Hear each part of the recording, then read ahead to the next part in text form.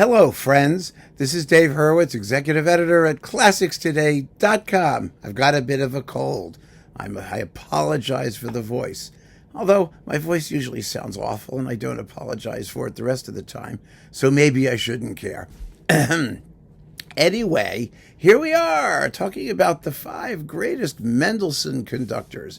This was a very interesting list to put together, and I'm going to tell you why. The reason is because Mendelssohn, for a lot of his career, was treated as a composer to be approached very selectively. So the great Mendelssohn conductors were not Mendelssohn specialists. I mean, you didn't find conductors who really did Mendelssohn in a way that set them apart from all of their colleagues. Everybody basically did the same few works: Symphonies 3, 4, and 5, and the Midsummer Night's Dream, and a couple overtures, and the Violin Concerto. That was basically it. And as a result of that, the Mendelssohn list falls into 2 sort of categories. The earlier conductors, who were great conductors of Mendelssohn, but were more great conductors generally, and the ones who did complete cycles of the symphonies and other things as well. And those came later. I mean, they tended to come later. Herbert von Karajan, to his credit, did one of the earlier complete Mendelssohn cycles. He was one of the few German conductors to actually do a complete Mendelssohn cycle. And unfortunately, it's not a very good one. I mean, it has a couple good things, but essentially it's not great Mendelssohn.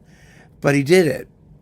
And that was sort of a big deal at the time, because Mendelssohn, remember, had gone through a period where he was banned by the Nazis and was treated as not really German and all of that crap that we have to put up with. You know, Furtwängler gave one of his more embarrassing post-war speeches where he graciously decided that Mendelssohn could actually be classified as a German artist after all. It's just horrible. And so the natural what's the word? You know, the natural Mendelssohn team, the Mendelssohn proponents, the School of German Conductors, didn't do as much of it as they could have or should have. And so it fell to others. And those others did marvelously, but they also were not in a position to specialize in Mendelssohn as opposed to everybody else. So let's look at the list, and you'll see what I mean. It becomes clear. First, Charles Munch, Symphonies 3, 4, 5. You know, that's what they did, basically, with the Boston Symphony. But boy, they're marvelous performances. Absolutely fantastic. They don't get a lot of attention these days. And they don't get a lot of play, but they are great performances. And they're in the big Munch box, and they're in his romantic box and romantic symphony box. I think I have those, actually. They're sitting up. Look, they're right here. Let's see, one of these things has his Mendelssohn in it, I'm pretty sure. Let's see. Oh, what have we got here? Wagner, Tchaikovsky. No, that's later stuff.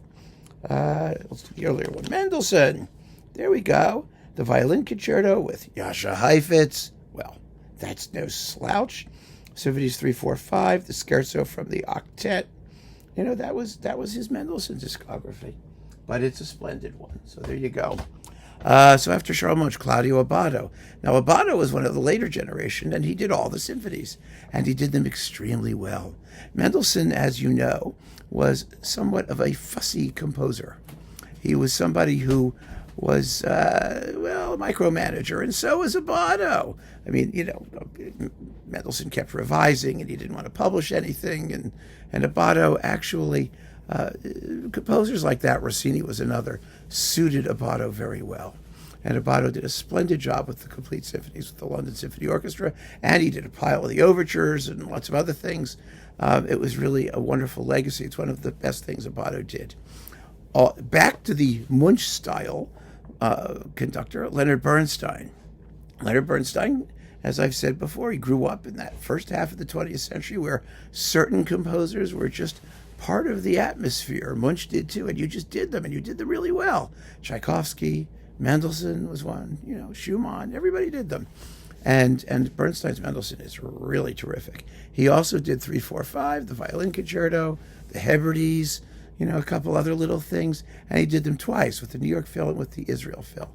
His disc of the Scottish and the Italian symphonies with the Israel Philharmonic is one of the absolute greatest recordings of anything ever made. It's totally marvelous, and so those are definitely worth considering. Now, there is an exception to every rule, the rule being that people didn't specialize in Mendelssohn. Well, one guy sort of did, at least on disc, Peter Maag. He did the Midsummer Night's Dream, the Scottish Symphony, very little else for Decca. Then, later on with the Madrid Symphony, he recorded the complete Mendelssohn Symphony cycle.